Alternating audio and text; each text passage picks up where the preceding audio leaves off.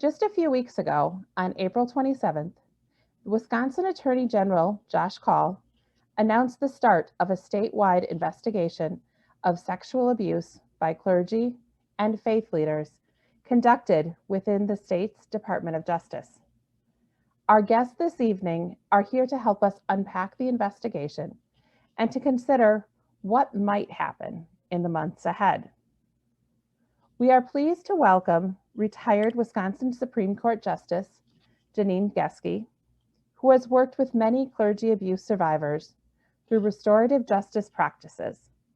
She founded and led the Restorative Justice Initiative at Marquette University Law School and works with the Archdiocese of St. Paul in Minnesota, where she regularly facilitates healing circles that allow parish communities to discuss topics related to clergy abuse. She has also been involved in documentaries about the role of restorative justice practices in helping the church heal from the abuse crisis. We'll share these links to these films at the conclusion of our event.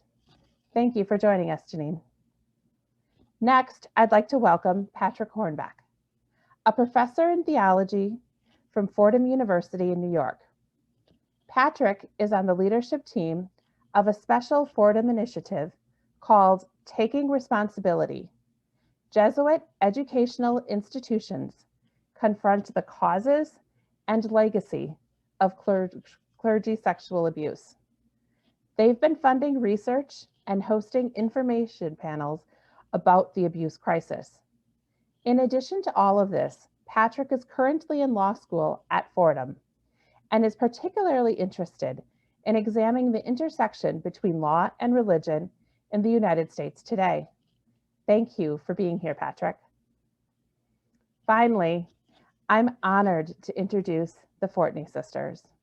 We are joined tonight by Laura Fortney McKeever, Patty Fortney Young, Teresa Fortney Miller.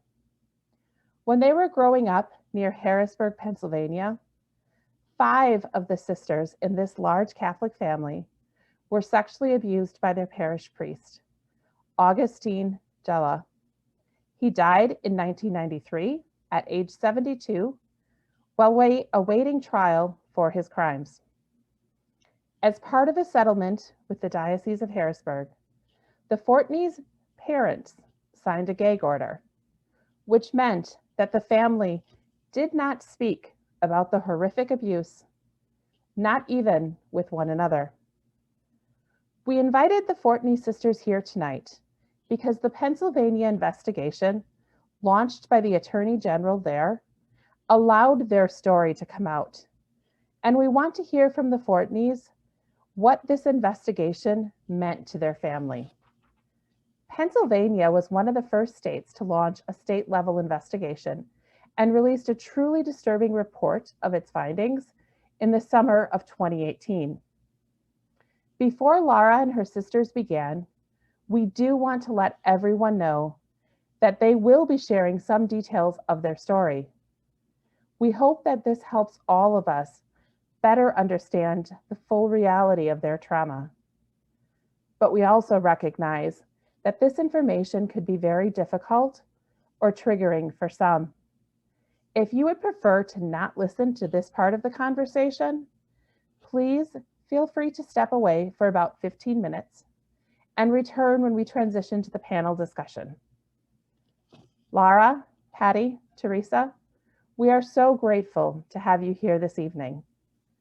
I'll now turn it over to Sarah Larson, our Executive Director at Awake, who will be leading our conversation this evening. Sarah?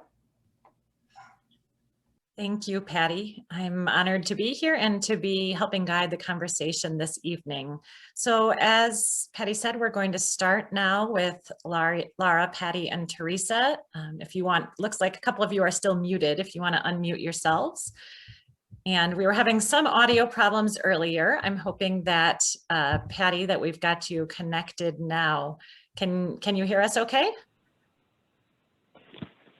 I can. I'm through the phone. All right. Well, I'm glad it worked out. Thank you for joining us. So I'm wondering, and whoever wants to start can start with this. I'd just love to have you tell us a little bit about your family life growing up as a large Catholic family in Pennsylvania. Okay. Well, I'll start. I first want to thank you, Sarah. Sarah reached out to me over a year ago, and you have no idea what that call meant to us as a family. Because, you know, when you are a survivor, the one thing that is the most important is that people care about you, and you in this organization has helped us to know that you care. So thank you. And thank you for everyone being on here. I'm going to let Patty start off because Patty, why don't you go ahead and start and share? I want to say also thank you so much for having us. It's an honor. You know, when we grew up, we were in a small town called Enhot, right outside of Harrisburg, the big city, and it was amazing. We had there's 8 girls, 1 boy. Wasn't as amazing for my brother probably, but our parents were incredible. We lived back in on 6.5 acres, and we were each other's friends. We had so much fun as a family. There was always a baby around, and we loved babies. So that was fun. And like I said, we just were each other's best friends. We all went to Catholic school. The Catholic school that we went to was called Bishop Newman. It was broken up. The school was the younger kids in one school and the older kids in the other. So we were split up that way a little bit. We got very involved in our Catholic faith, you know, in our church. Everything we did was Catholic, you know, Catholic basketball teams, Catholic Girl Scout clubs, the whole 9. It was just amazing growing up like that. So I don't know if Teresa wants to add something. Yeah, just going off of what Patty said. I mean, our town was Catholic. I mean, it wasn't a very big town, so there were 5 different churches. You had your Italian church, you had your Yugoslavian church, you had, you know, your German church, but everybody in the town was Catholic. So everything that revolved around our life, we were with Catholic families, Catholic friends, like she said, brownies, basketball, everything we did revolved around the Catholic Church. So, but I mean, it was yeah, I mean, it was great. I mean, we lived a very wholesome life back on 6 acres. My parents were very strict. Obviously, I'm sure a lot of people can attest to that. Living in a Catholic family, you were very strict. We went to Catholic school. So yeah, it was. So maybe if someone would be willing to share how your family first met Augustine Jella and how he became part of your family life. Laura? That's where I come in. Okay. I think that's where I suffer the most guilt, is because I was the one who in 5th grade, he came into our classroom looking for volunteers. And I was always the little girl, because I grew up in a big family, that I wanted to try to stand out and get somebody to notice me. And so he looked for volunteers to help with jobs around the rectory, because he had just moved there and he was our new pastor. We were so excited for him to come. And when he walked into that classroom, he looked like my grandfather, who had just passed away a couple of months before that. And so I quickly raised my hand and I started first going there. He keyed in really quick, and you know, we talk a lot about grooming, and that's the one thing that we really want to educate people on, is really quick he keyed in on that I loved secretarial type of things, and he gave me the office in the rectory and let me believe it was my own, and gave me jobs all around the rectory. I mean, doing the bulletin, the old crank bulletin, right? And then he every Sunday we would go over, or I would go over after school or after church to help. And my sisters, we all walked to church together in a family. You know, we walked a mile there and a mile back, all holding hands and holding the little ones and singing songs. And so Sunday we would count the collection. He gave us the job of counting the money. And then after that, we would go to the bank, and he would allow us, then he'd go to either the grocery store or to McDonald's, and he would allow us to buy anything we wanted. And he'd give us money out of the collection, which I thought that was his money. I didn't realize it wasn't his money. And so that just was, it was a honeypot for us, you know, being a large family. We never went out to eat. Like, my parents couldn't afford that. We never got to choose pudding pops for a snack at the grocery store. So that's how it started. And then of course, my parents, they then invited him over for dinners. You know, my dad would get off of his seat and out of reverence give him the main seat at the table. And that's when he met my youngest sister, Carolyn, who is not on here today. She usually speaks with us, but she's just not here. And so so she met he met her at the age of, she was just shy of 2. And that's how he met her. She was in, like we used to do, in a baby pool with my niece swimming, and just in her diaper. And that's where, and she just raised her arms up to him, and he picked her up. And that's where it started for her to meet him. And I know Patty and Teresa met him through that process. So that's how we met him. So I've heard you say before when we spoke, Laura, that it's really important to you to talk about, you know, the process of grooming and how sexual predators use grooming to prime victims for abuse. Does someone want to speak a little bit about what this grooming looked like in your family? I've heard you share a little bit about that, Laura, already. And then, you know, where did that lead, to whatever degree you'd like to share? I'm going to pass that over. Sure. Go ahead, Patty. Okay. Yeah. So can you hear me okay? Yes. You can. Okay. So we always say he was a genius groomer. You know, pedophiles know what they're doing. We believe, now that we know everything that we know, that he selected our family. He knew he would have easier access, because we did come from a big family, and big families, you know, it's hard to concentrate. You have a mother raising 9 children, and he capitalized on that. He knew, you know, that I was the oldest, and I would take everyone to church. I was the oldest in our group. The older sisters were, you know, their group, and then the younger sisters, and I would take everyone to church. He would do things to me like, say, I know you're only 13 and you want to be able to, you know, talk on the phone a lot, so you can talk on the phone while I take care of your little sisters. Just using things like that. Using the fact that he was from New York and New Jersey, he would say things like, well, this is how a New Jersey priest talks. This is how a New York priest talks. And so when he would talk about sex or talk about things that were inappropriate that a priest would talk about, we would think, oh, it's because he was from New Jersey. Those are the type of things that he did. He would use National Geographic to start showing you pornography, and then work into other things, use Roman statues. He was very, very good at winning over our parents, so that we knew that because he was a priest, and we were taught that a priest is the mediator between God and man, and we are supposed to revere him. He has that much power that he couldn't do anything wrong. And especially if mom and dad are okay with him.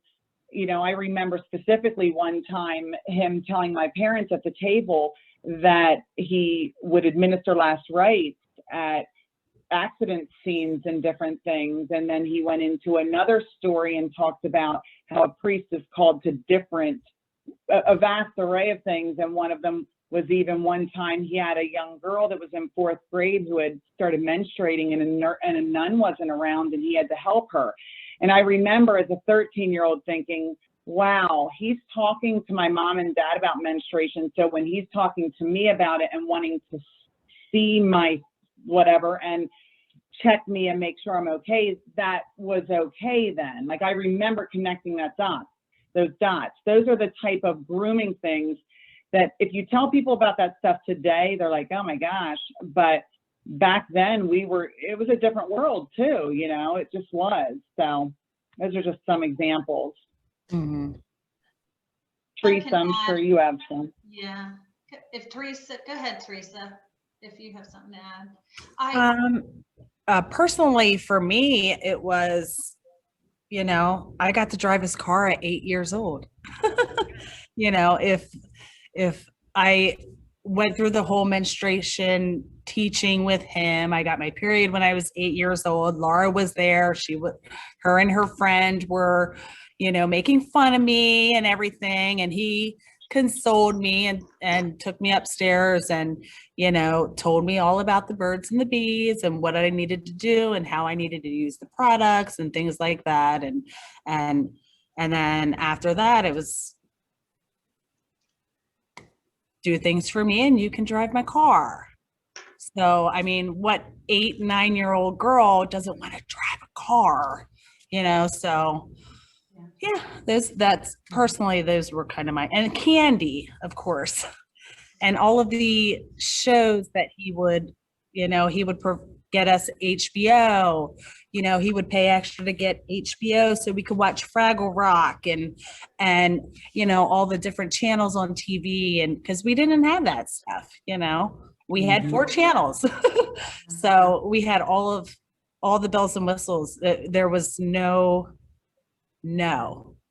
to us. So. And I think it's important to know that, you know, we're sharing in the heart of what he did, but it's important to know because we have all the time where we'll have people say, oh, but you know, so-and-so is so nice, he would never do that. And so it didn't start off that way. It started off where he was so friendly and nice. He really spent a lot of time. I mean, this was over the course of 10 years that, you know, we knew him. I met him at 10, and then 20 is when my youngest sister came out, Carolyn. And so he was nice and all those things. So grooming, you don't even know it's happening. And then all of a sudden, like Patty said, these things that you heard, and then like Teresa said, the special exceptions that he gives you.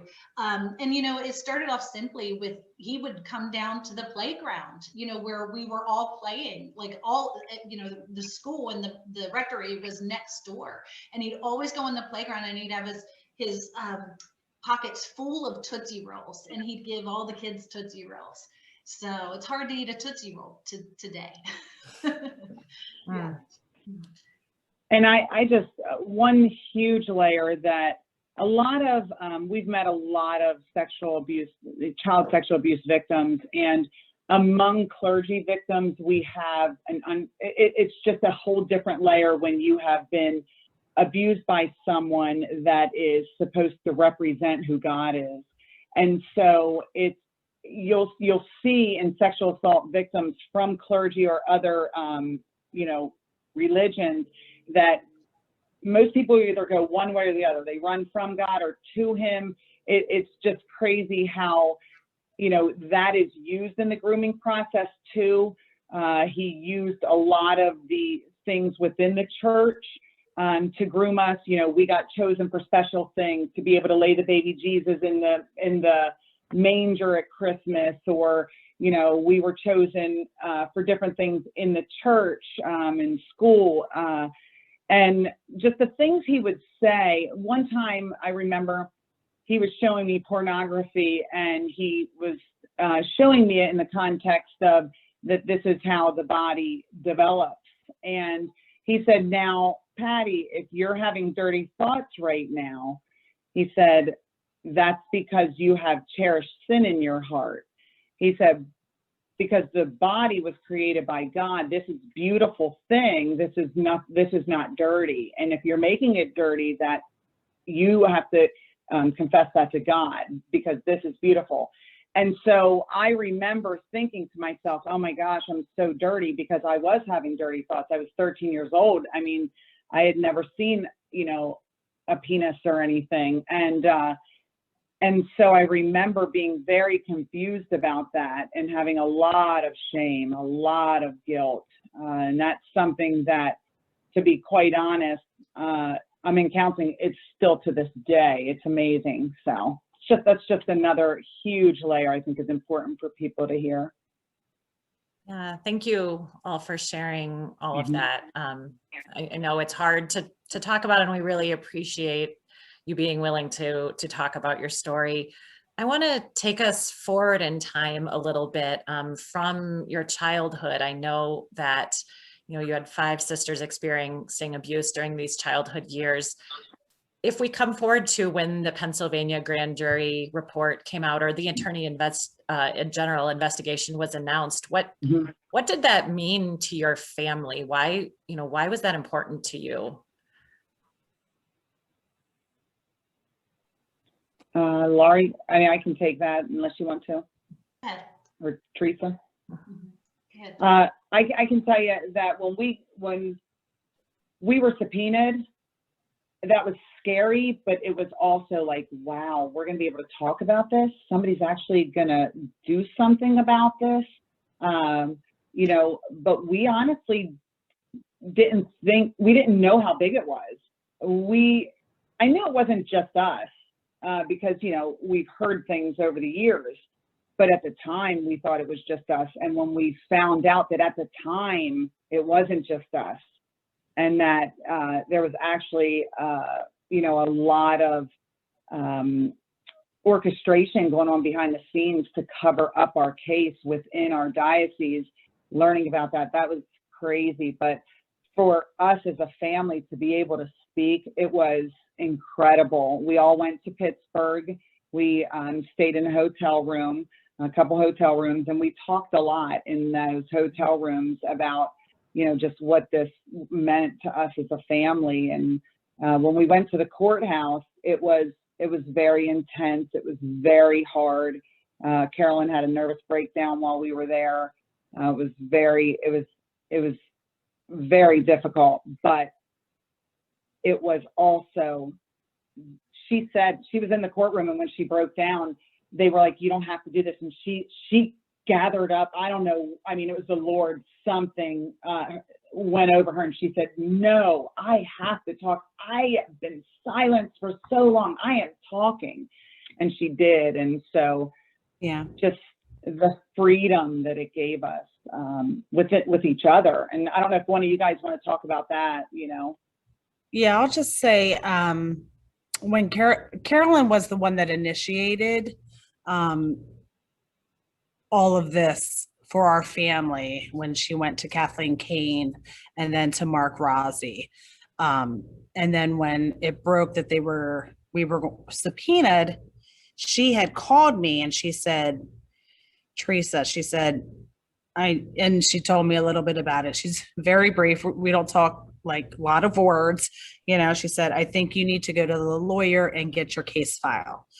And I'm like, oh crap, what is this going to entail? And I'm thinking, like, so many things are going through my head, and I'm like, oh my gosh, do I want to? I mean, because you have to imagine, we were gagged for 26, 7 years. Okay, like, we did not talk about that. It was immoral. It was just how we were raised. We just threw it over our shoulder and just went on with our lives as best as we could. And when I did that, you know, and I got my case file, it just opened up a whole can of worms for me, thinking, why do I want to do this?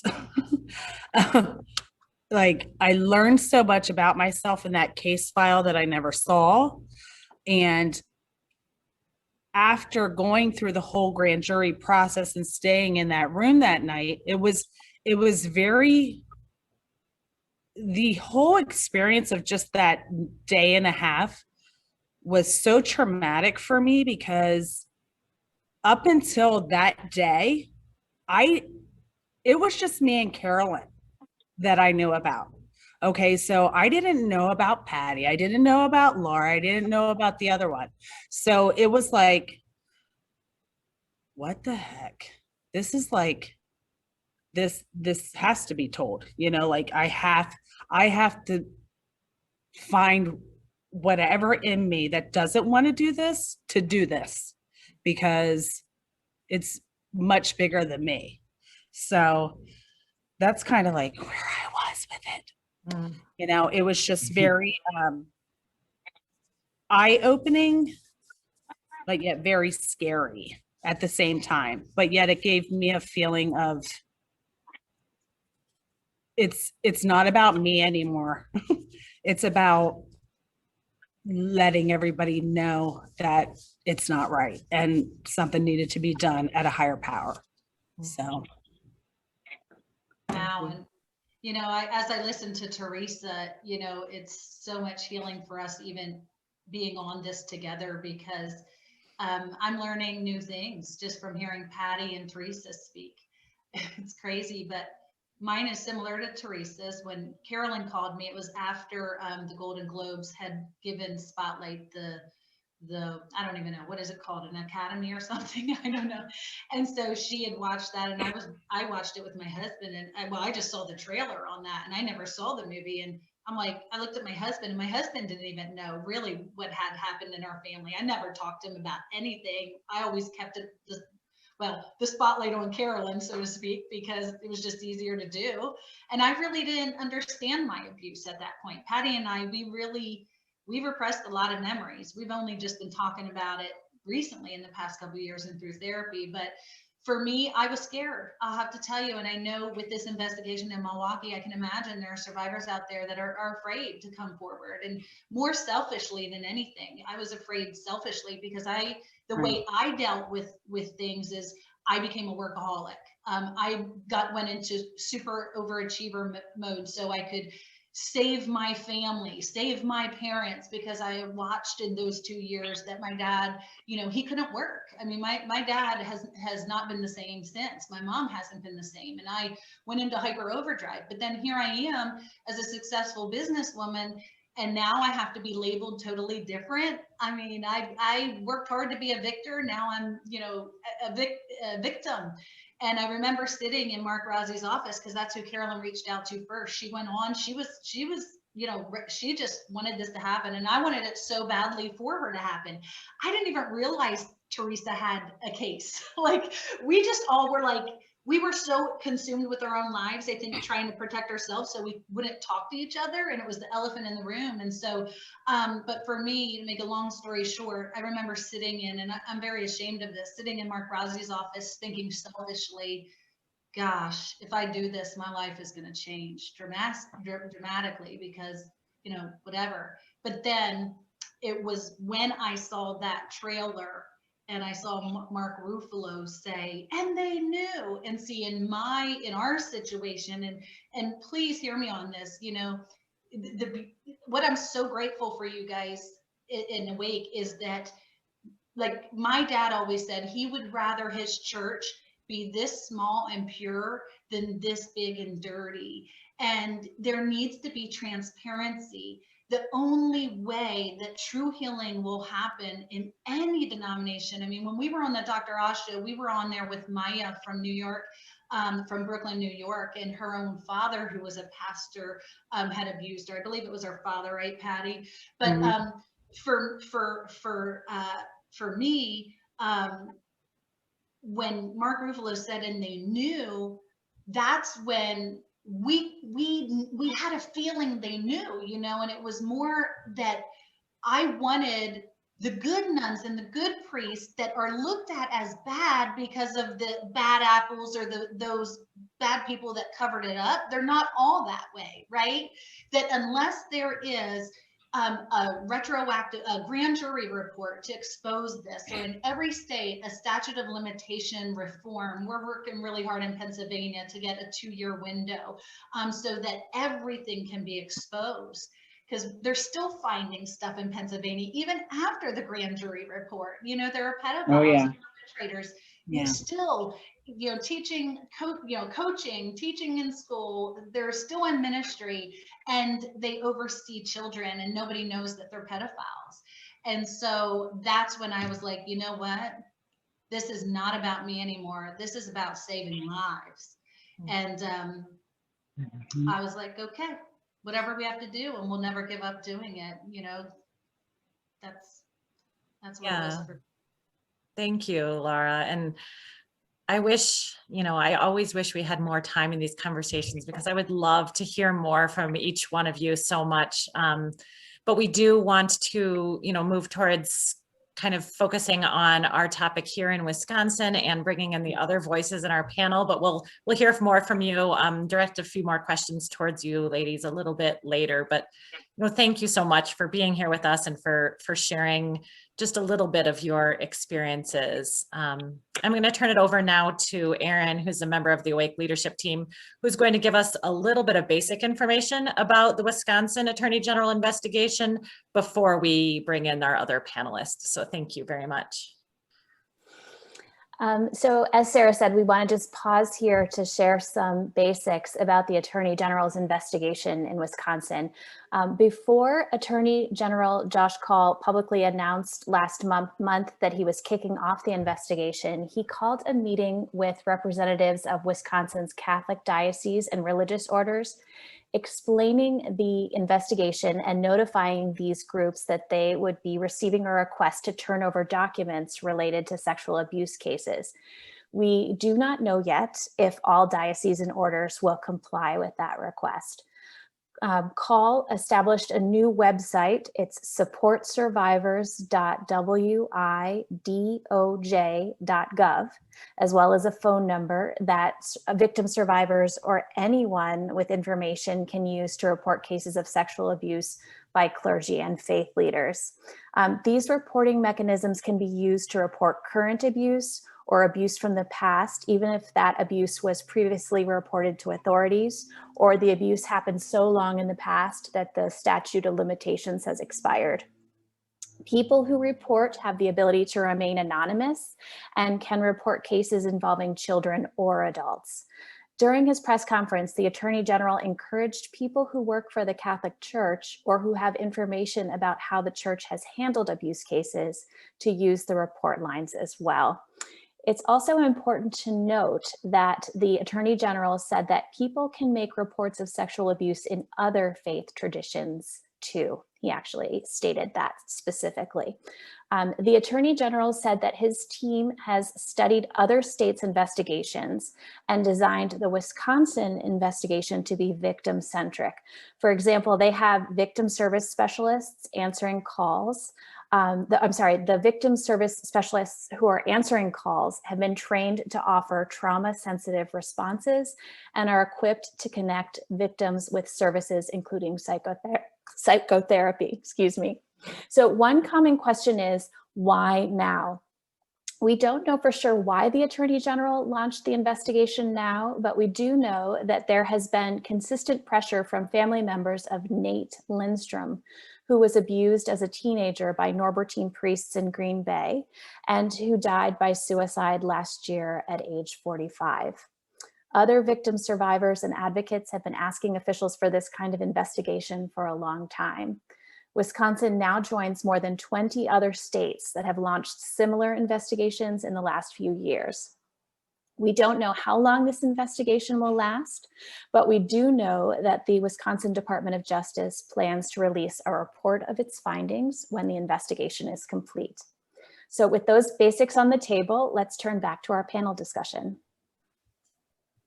All right, and so now we'll bring in Janine and Patrick, and I want to start with you, Janine Geske. So for those who might not be familiar with these issues at all, can you explain what the role of the Attorney General is in the state of Wisconsin and what he's doing in this investigation, how it's being pursued? Well, the Attorney General is an elected constitutional officer and is our chief prosecutor for the state of Wisconsin. There are county prosecutors that you know if you're from Wisconsin in each county, and you'll hear John Chisholm's name mentioned tonight. He's the Milwaukee County District Attorney. But Josh Call is the Attorney General of the entire state. And the Attorney General's office has a number of obligations. They oversee statewide consumer issues and big criminal investigations. They get involved in some of the police misconduct cases. But in this particular area, the Attorney General has jurisdiction all over the state. So he's not confined, his office is not confined to a county or a city. And he has decided to start this massive investigation. It's a little different than a grand jury because there aren't going to be witnesses having to come and testify. And at least at this point, you know, and I suspect in part he's going to wait to see how he's going to proceed on the investigation after he sees what kind of response there is. Because he has encouraged, as Aaron indicated, he has encouraged all sorts of people to report, not just survivors and their family members, but other people who worked in the church, whistleblowers, other community members. And he really is trying to toss a very wide net for any prior sexual assault by religious leaders. And so I think, you know, in part, he doesn't quite know what he's going to get. And because at that point, there's going to have to be some investigation. I know that one of the first things they'll look at, and we'll talk more about this, but is whether the statute of limitations is run on the cases. Because if the statute of limitations has not run, then they ought to proceed and look at it in terms of a prosecution, a criminal prosecution against potentially the abuser, potentially the archdiocese or the church, the religious institution, or whatever else, whoever else may have been involved in it. And so those that may take their own active role, the rest of it, he's going to file a report and do an evaluation. And I suspect going to make some strong recommendations. And I know he cares particularly, as Aaron indicated, about survivors and interested in trying to find support for survivors. Thank you. That's helpful to start with some of the basics. I guess the other question I'm wondering is, you know, the statement from response from the Archdiocese of Milwaukee said the investigation is focusing on historic cases. What is your sense for what they are investigating? Well, historic to me means anything that's happened up to today. I mean, you know, he's not investigating future cases. So I think whether it's from 50 years ago or 40 years ago or 2 weeks ago, he's certainly going to look at them and do an evaluation and determine whether or not, you know, if it's a more recent case, whether he can prosecute or have a district attorney prosecute it in the county. And so, you know, and I think in a lot of ways, the approach that he's making is very different than the Milwaukee County did in a bankruptcy proceeding where you're looking for specific plaintiffs to come forward. And so I think that we will see many people that we've not heard from before filing reports through the phone line, and it will be revealing to give us a sense of what has happened in Wisconsin. Thank you. And I can add to that I've just spoken recently with some of the people in the Attorney General's office, and they, you know, shared that they've gotten a very large volume of calls and reports at the very beginning of when this reporting line opened. So we know that process has already begun, and Awake has personally spoken to many survivors who have reported, including people who are reporting abuse for the very first time. So people, I think, are already trying to think ahead to what's going to happen. And we know in Pennsylvania, the end result was the Pennsylvania grand jury report. What do you expect to come out of this investigation? What are you thinking might happen at the end? I think there may be a number of parts to it. And I could compare a little bit to the work that we've been doing up in Minnesota.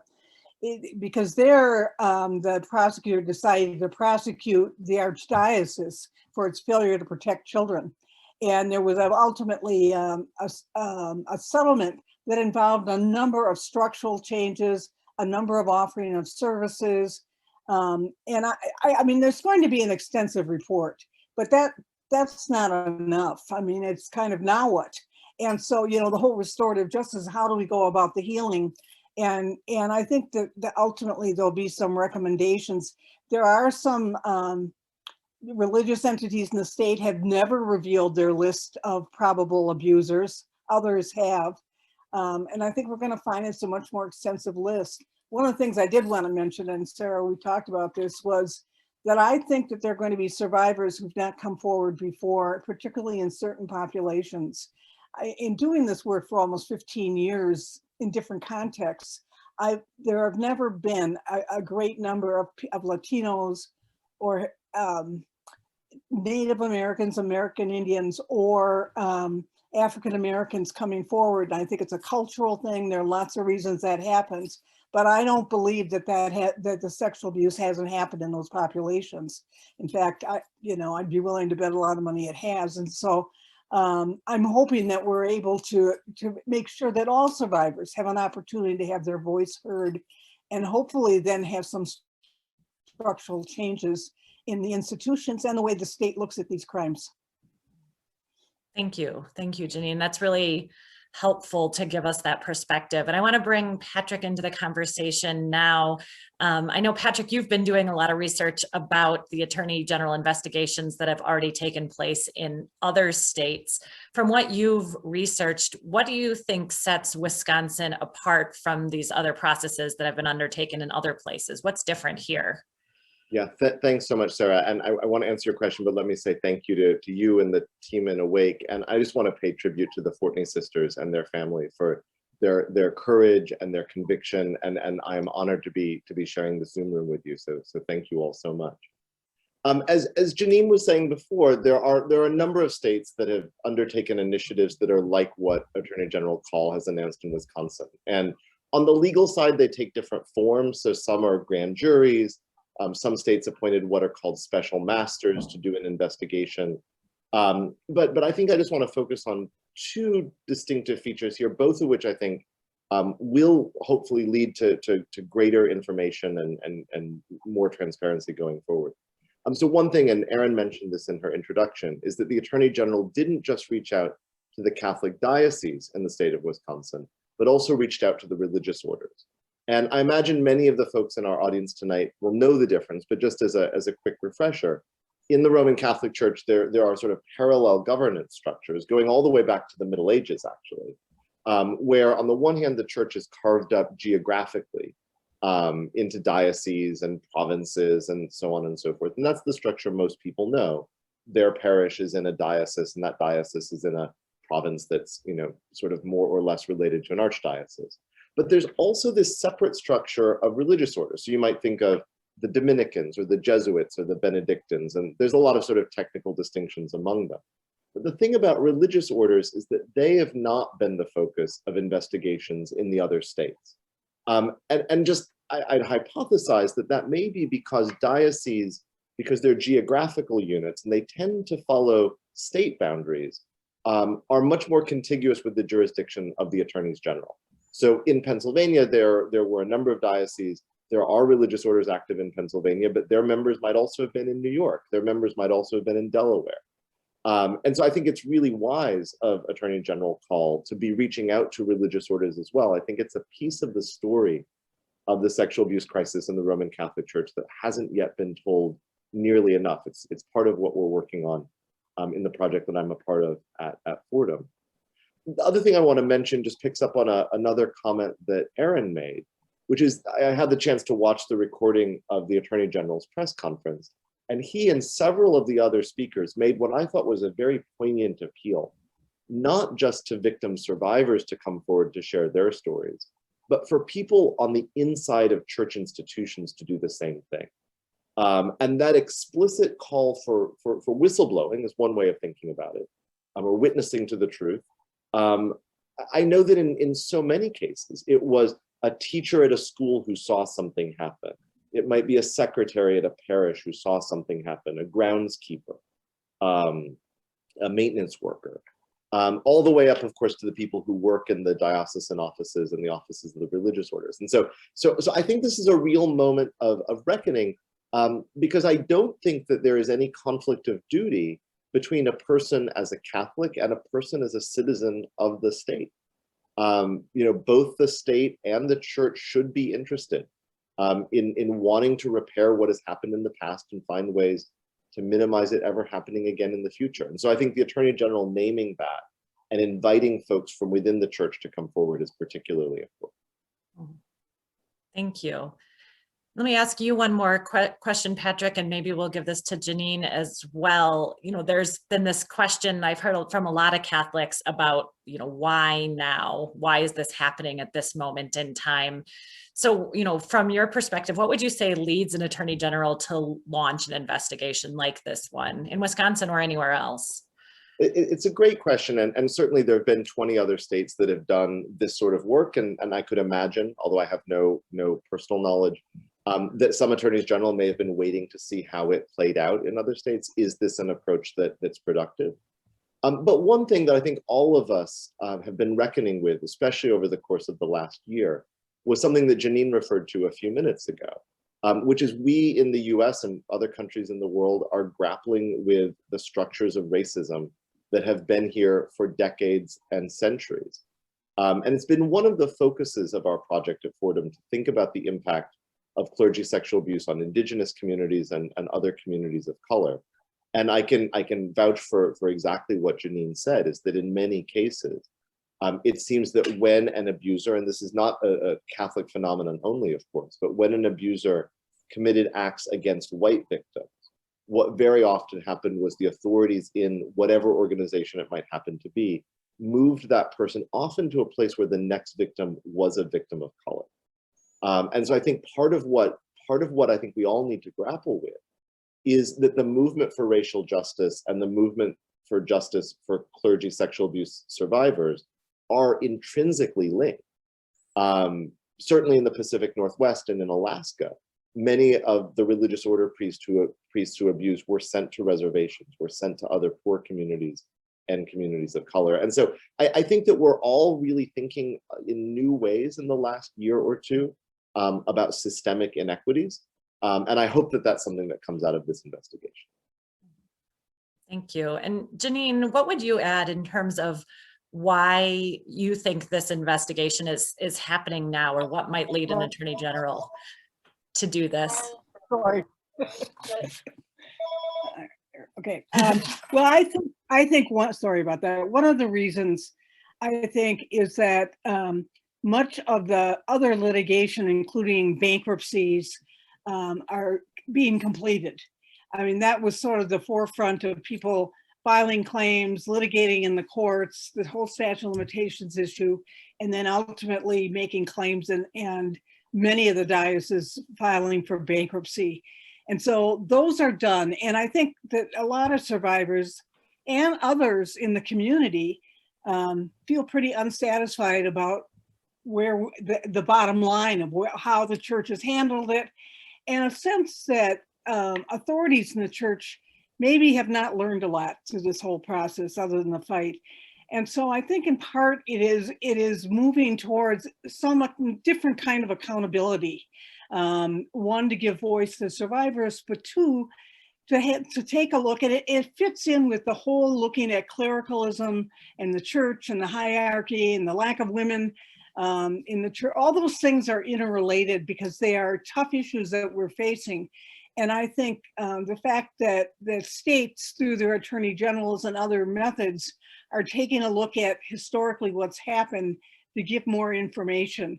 I mean, I think it's going to be very interesting and telling to see how many survivors there are that are either willing to directly or indirectly come forward.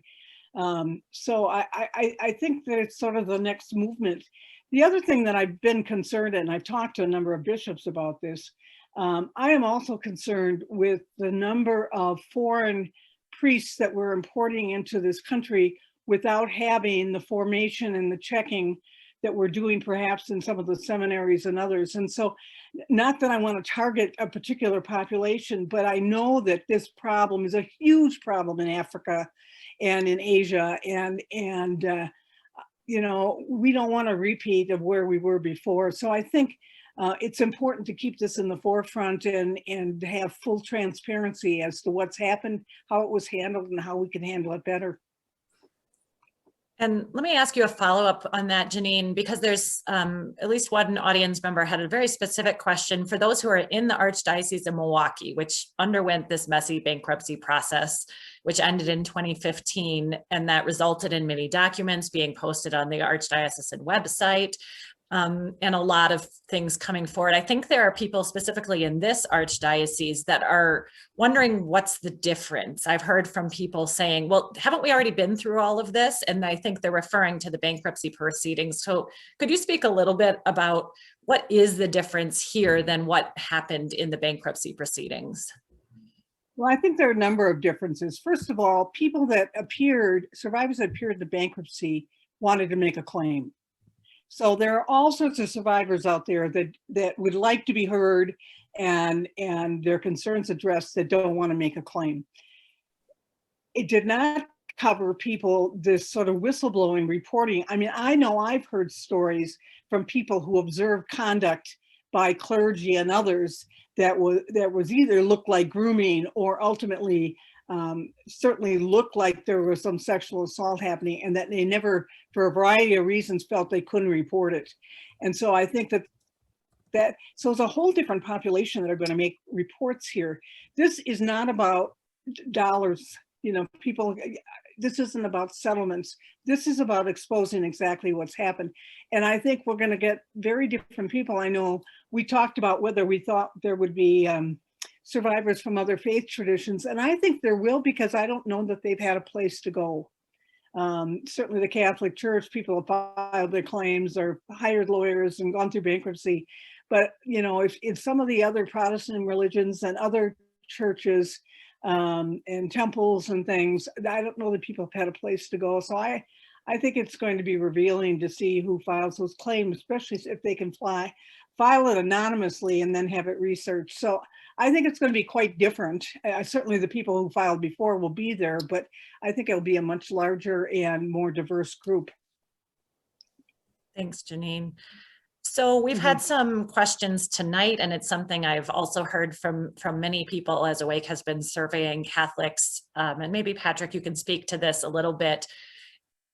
About the question is, you know, why is the Catholic Church the focus of this investigation? And, you know, some people would throw out there, well, so why not launch a statewide investigation into public schools or other institutions like the Scouts? And, you know, you spoke a little bit to this, Janine, where the Attorney General has made clear that this investigation is open to it's into abuse by clergy and faith leaders of any religious tradition. So that opening is there, but it is true that it was the Catholic diocese and religious orders that received the invitation to the meeting and the request for documents. So, you know, for those who have a question or concern about kind of that focus, Patrick, how would you respond to that? How would you speak to that?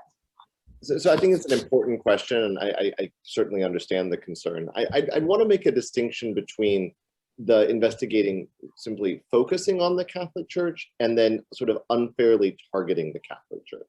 So if we were to take a step back for a second, the Roman Catholic Church is the largest private provider of education in the United States. It's one of the largest private providers of hospital care and social services in the United States. There is simply a magnitude to Catholicism. And I don't know the demographics. I think I may be one of the few non-Wisconsinites, apart from the 14 Sisters in the room.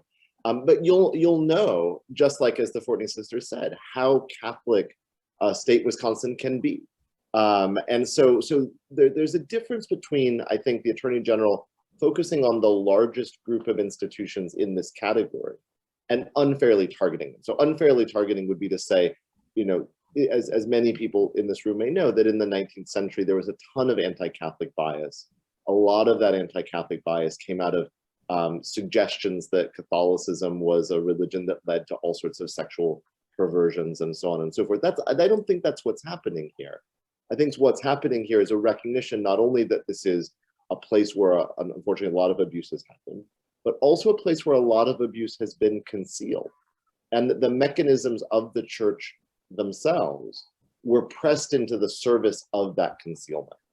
And so I think part of the sort of systemic change that Janine was speaking to a few minutes ago, part of what could come out of this investigation are recommendations or requirements or whatever form they might take to prevent the concealment of abuse going forward. One of the sad truths of the human condition is that sexual abuse happens, but that doesn't mean that when it happens, it can't be dealt with. And I think the Roman Catholic Church, in a variety of ways, has failed historically at doing the work that needs to be done to be transparent, to reach out to victim survivors, and to move forward. And so it makes sense that the focus of the investigation be on the largest institution with this particular kind of history. Janine, would you want to add anything to that in terms of? Well, I mean, I agree with Patrick, but I want to point out something I think Patty said, which is, you know, the representative God, the whole religious nature of abuse by people of faith and faith organizations. You know, the people, survivors tell how that, you know, things have absolutely changed in terms of their faith, their interaction with the church, their relationship with the family about faith, that somebody you trusted so with your faith and your soul violated it is so much more devastating than even other kinds of assaults. And you know, a woman who left the church over this and was not abused said, you know, I wasn't affected, I just lost my faith. And you know, that's such a profound statement. And I think that's one of the reasons to really focus on religion, because the wounds are so very deep and multi-layered. Thank you. And I think I want to return to something, Janine, that you mentioned earlier in one of your comments, was about the statute of limitations. And, you know, maybe that's something you and I have spent a lot of time thinking about, and, you know, but some people here may not even be familiar with this idea. So could you just give us a basic idea of, you know, what is the statute of limitations for those who aren't familiar with it? What statutes apply to cases of sexual abuse in the state of Wisconsin? Well, first of all, I just want to explain a statute of limitation and the reason for it. The reason for it is that if somebody makes a claim against someone else, the legislature has in almost all cases decided a reasonable amount of time to make the claim is an X amount of time. And in part, it is if somebody made a claim against you from 50 years ago, and where were you on Tuesday, October 15th, you'd have a very difficult time defending against it. So these statutes were really one of balancing interests in litigation. The statute of limitations in sex abuse cases often were based on when the minor, assuming it was a minor, turned 18, and there was a certain number of years afterwards. There have been substantial changes to the statute of limitations in Wisconsin. And if there's sexual abuse of a child under the age of 13, there is no statute of limitations. So the plaintiff in a case like that who's suing for damages can wait till she's 80 if she wants. I mean, I don't know why you do that, but you could wait till you're 80 to make the claim. There's no statute of limitations.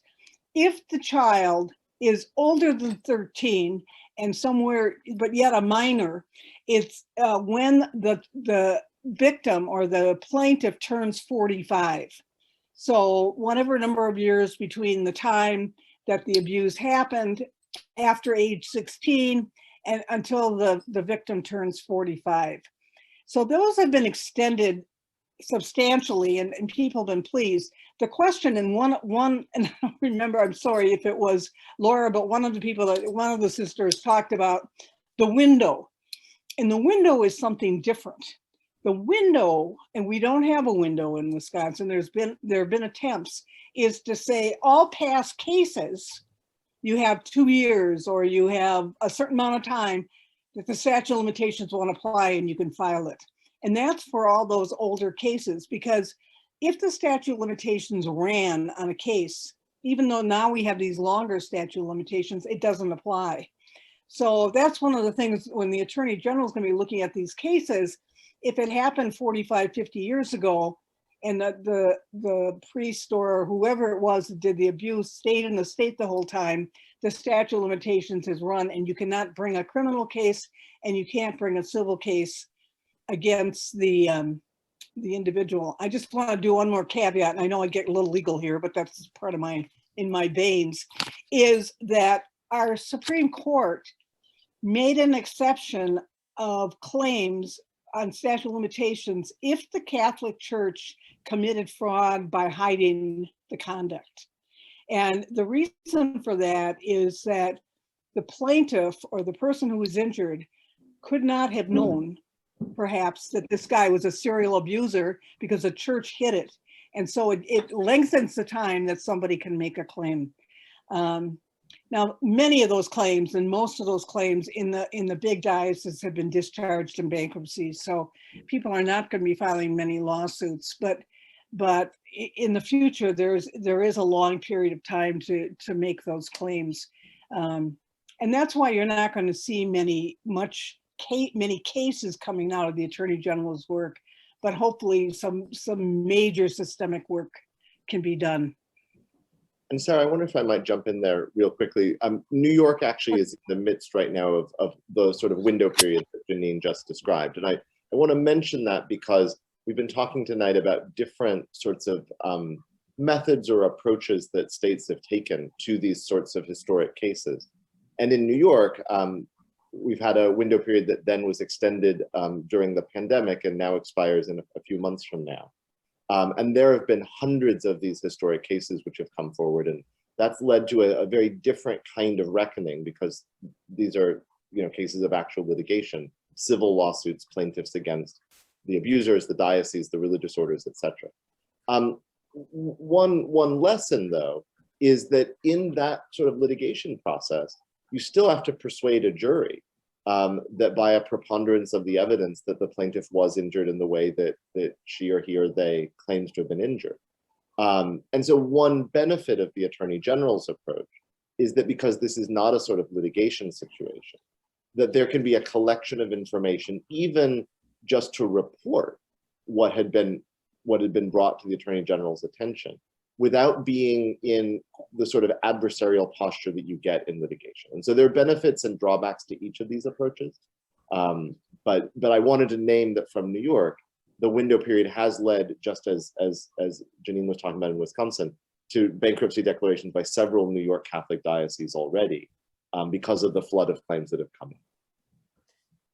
So, given what you both shared, we recognize that it's possible that there will not be many cases brought to light that will end up in criminal court in this investigation. So what would you, Janine and Patrick, maybe say to what does justice look like in cases where it's not going to end with an abuser in jail? Are there other positive outcomes that you can see that could emerge from this investigation? And after you guys answer that, I'm going to bring back in the Fortney sisters for their perspective on a few things as well. But Janine, what would you say to that? What are other possible positive things that might come from this? Well, I think public accountability is important, even if it's not a criminal conviction or a civil judgment.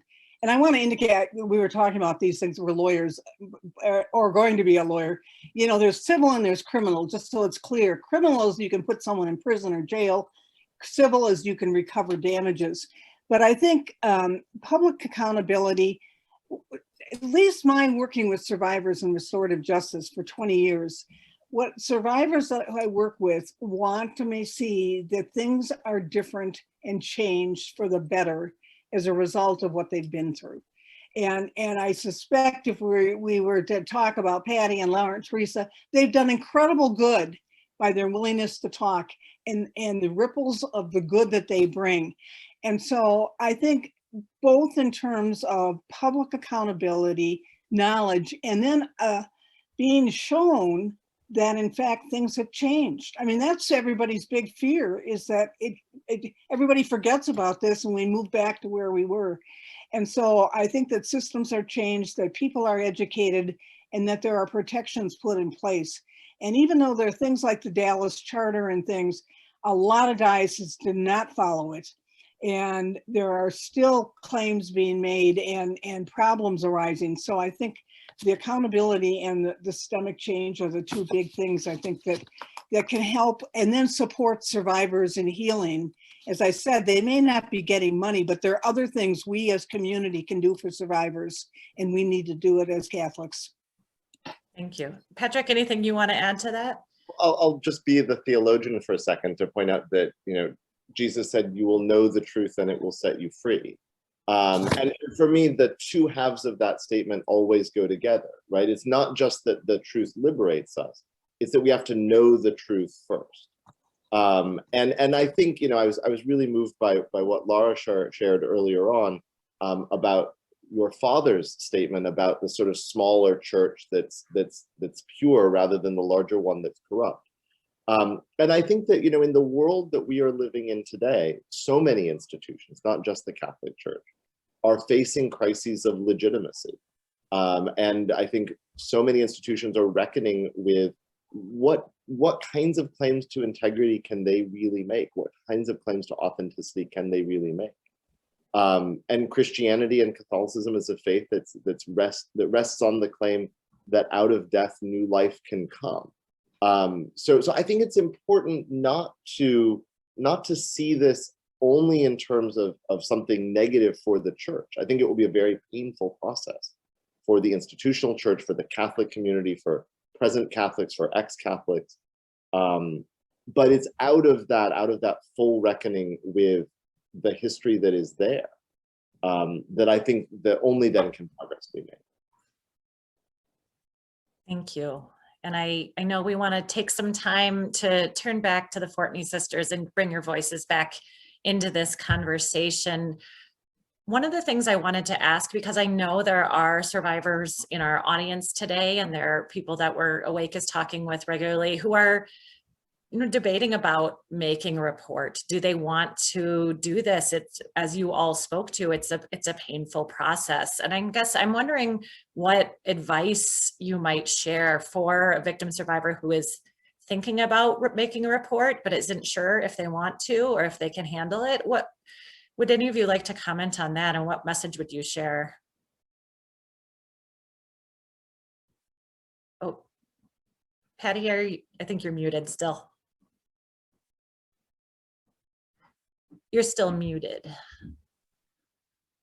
No. Oh, she's on her phone. Oh, there we go. Hear me? Yes, Yeah. there you go. Sorry about that. Okay, sorry. I was going to say you have to unmute my phone. So, you know, we are asked that a lot because victims come to us and they disclose to us for the first time. And, you know, one thing that doesn't get talked about a lot, but it is talked about a lot among the victim community and with a lot of the advocacy groups we've been working with, and we've learned a lot, is that the average age of disclosure is 52 years old. Now, people might say, you know, why would somebody wait until they're in their 70s or 80s, right? Well, because their stepfather that abused them just died, or because their grandmother that they did not want to embarrass because their grandmother told them, if you ever tell, then you know, we will disown you. No Catholic wants to be the one, right?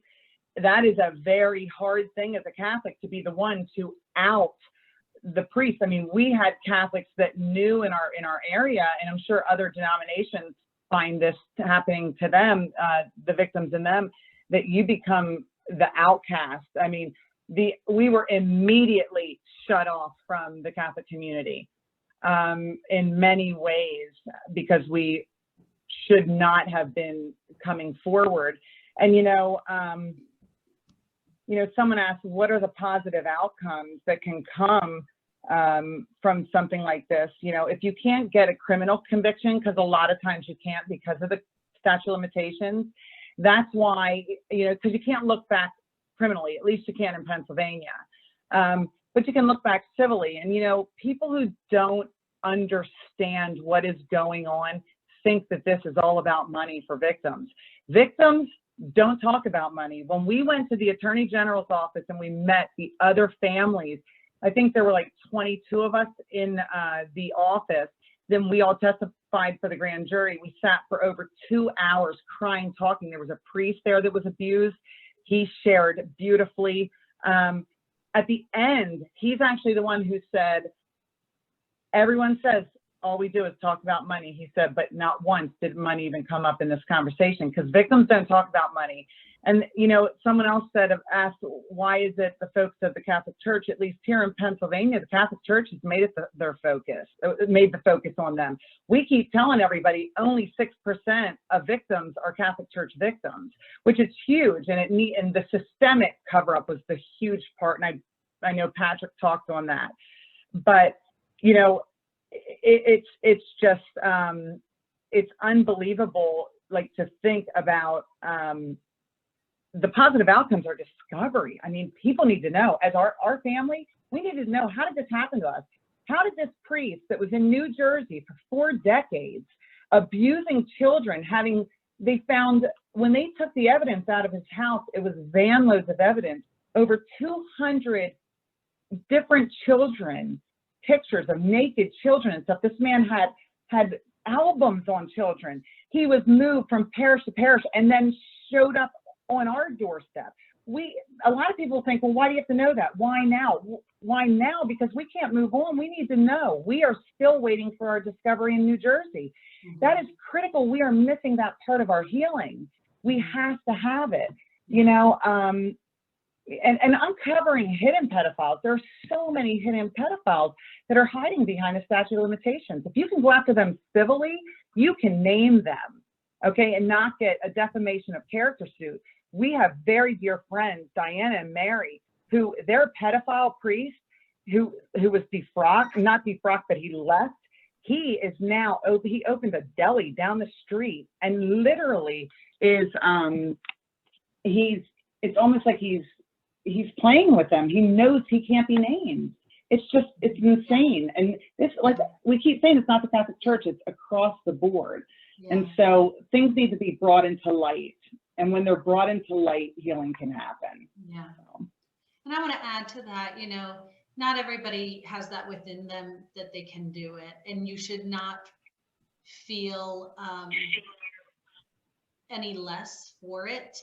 But I do encourage you to get help, to reach out to someone. You know, there are a lot of great organizations out there that will just listen. We're open, reach out to us. You can find us on our Facebook page or even personally. But because the thing that survivors need is they need someone to say they believe them. I believe you. I believe you. And we'll believe you because we felt for a long time nobody did believe us.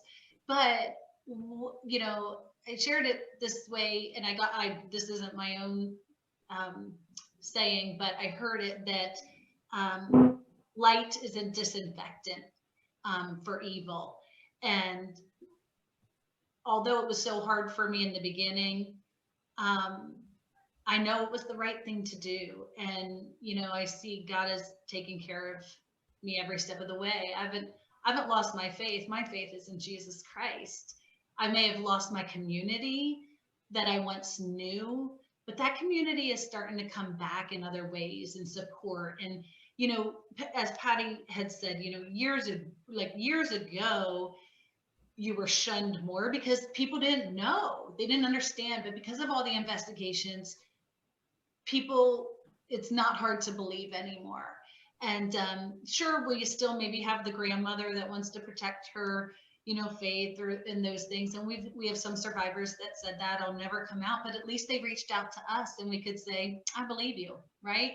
And so I'm just proud of the survivors that are on here tonight. That's a first step, even if you're anonymous, and put a different name in there, because I don't want anybody to know, but it's the first steps. It's little steps. People tend to see us as a family, like, you know, out there so much. I mean, gosh, we had to be subpoenaed. We didn't even want to testify for the grand jury because we were so afraid to do it. But so they subpoenaed us, but it's little steps along the way, and there is freedom in it, as Patty said. That's where healing begins. There's healing with it. So I don't know. Teresa, is there anything you wanted to add to that, or should I ask another one? That's all right. I won't put you on the spot. I covered it. Okay. We only have a few more minutes here, but I wanted to ask to end with one question for Patrick, Janine, and maybe if one of the three of you sisters wants to speak to this. We know, as you know, Awake as an organization has been very strong in the fact that we support this Attorney General investigation. We believe it's a good and necessary step. We also know there are a lot of Catholics who don't feel that way, who think this is a threat to the church, who feel like the church is being unfairly targeted, or who are just worried about what's going to happen next because they love their church and they don't want to see more scandal. So I guess I would love to have some people share about what would you say to Catholics in the pews who might be a little unsure and not really sure if they should support this kind of thing. What would you say in terms of why Catholics should welcome this kind of investigation? And maybe we'll turn to you first, Patrick. Sure.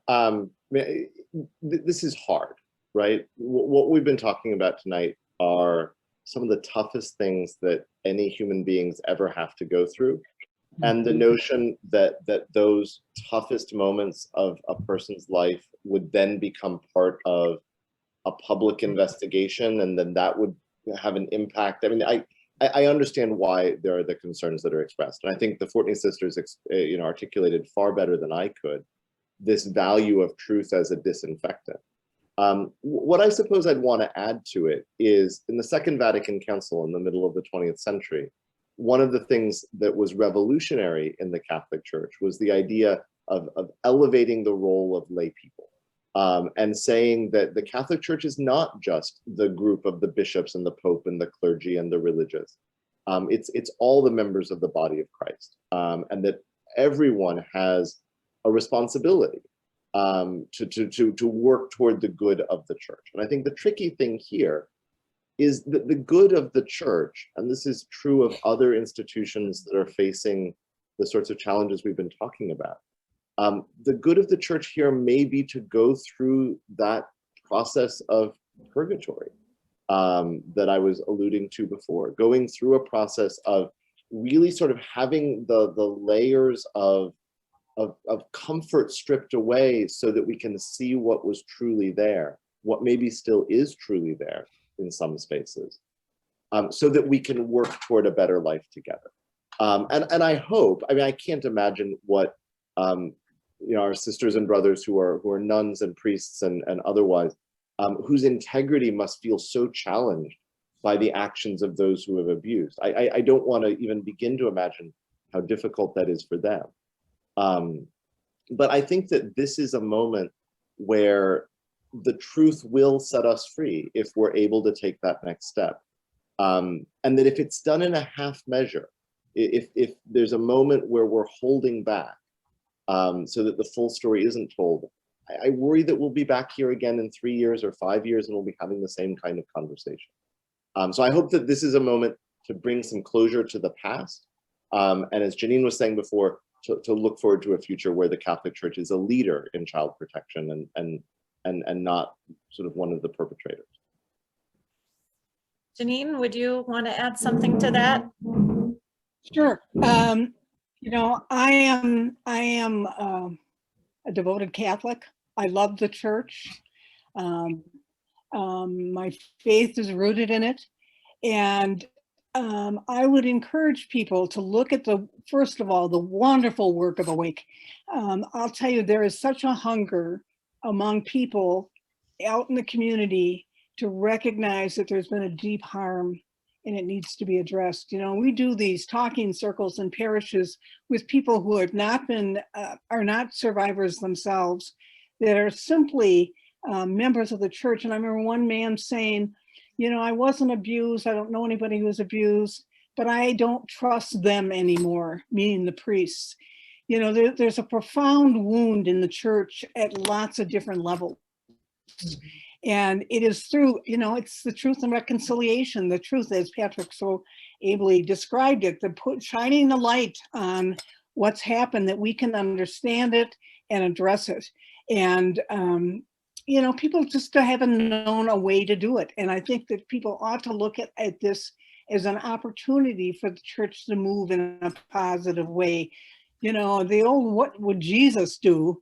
I mean, Jesus would take a look and say, this is no good. We're going to take a look at it and we're going to change it. And this is the path. And so, and then, I think, the three Fortney sisters are just an amazing beacon for all of us to understand why it is so important for us to understand this. I really appreciate their comments tonight and their willingness to continue to do this and relive the experience. And I think the people who have doubts should listen to survivors like them to understand that we need to do some work so that this doesn't happen again. Thank you, Janine. Laura, would you like to have the last word here? Do you have a thought on what you might say to Catholics that are feeling a little unsure about this? I do. I first want to say, I hope that you don't hold it against a victim that they can't find it in themselves to go into a Catholic church. I was one of them for a long time, because when I go into a Catholic church, everything triggers me. It brings me back to a very dark place. And it's not that they don't want to be, some of them, but it's hard. It's hard. And the other thing that I say is be careful how you talk about this situation, because your kids are listening and they may be somebody that has been abused. And we have a lot of heartstrings connected to parents that have lost their children to this. And they were lonely and they didn't feel that they could speak out. And that's the last thing you want for your children. So you never know, it could be your child or your grandchild. So that's all I say. Thank you, Laura. Thank you for that. As always, I wish we had a lot more time to talk, but we are going to wrap up. And so I'm going to send things over to Mary to lead us in just some closing action steps and wrap up. So thank you all for being here. Go ahead, Mary. Thank you, Sarah. Hello, everyone. My name is Mary Gentile, and like Erin and Patty, I am also a member of the Awake leadership team. So our intention with the Courageous Conversation series is for these encounters and dialogues that take place here to lead us toward action. So we end each of our Courageous Conversations with an invitation for all of us here to take specific action steps in response to what we've heard. Last month, many of you attended our conversation and heard from Aaron Lindstrom, the brother of Nate Lindstrom, who was sexually assaulted by Norbertine priests in high school in De Pere, Wisconsin. As an adult, he sought help from the Norbertines. On March 9th, 2020, just over a year ago, Nate died by suicide after they abruptly discontinued payments intended to support his mental health treatment. Now, as we stated earlier, we don't know exactly why the Attorney General launched the investigation now, but we do know that Nate's family and friends have been advocating for this investigation, and many who attended last month's conversation decided to do so as well. For this month, we think it's really important for everyone here to understand some basic information about the Attorney General's investigation and to be ready to talk about it with others. So tomorrow, based on tonight's conversation, we'll be sharing a simple list of the top 5 things for Catholics to know about the Wisconsin Attorney General investigation. We encourage you to familiarize yourself with the list and share it through social media. Be ready to explain this information to your fellow Catholics when this topic comes up. For those of you attending tonight because you experienced abuse in the Catholic Church, we're grateful that you chose to join us. If you're looking for resources for ongoing support, you can visit Awake's website and select the For Survivors tab for information, or you can reach out directly to the Fortneys who invited you to do so tonight. I have just a few quick closing announcements before we sign off. First, We'll send you that follow-up email tomorrow, including the 5 things to know, a feedback survey about tonight, and some other information. So please watch your inbox for that tomorrow. Second, Awake is always looking for volunteers to partner with us in our mission. If you're interested in assisting with future Courageous Conversations, helping your parish become more survivor sensitive, offering financial support, or getting involved with other aspects of our mission, we would really love to hear from you. We need more people to get actively involved in our growing ministry. Awake will not be hosting a Courageous Conversation in the month of June, but watch your email for information about summer plans and future events in this series. We'll now end our time together with prayer for those of you who want to join us. Divine Presence, we ask you to watch over us, protect us in our moments of uncertainty. We may not understand how things will work out, but allow us to trust in you. May your Holy Spirit provide us with energy needed for what lies ahead. Again, thank you all for joining us here tonight, and we hope to see you again at another Courageous Conversation with Awake. Bye-bye.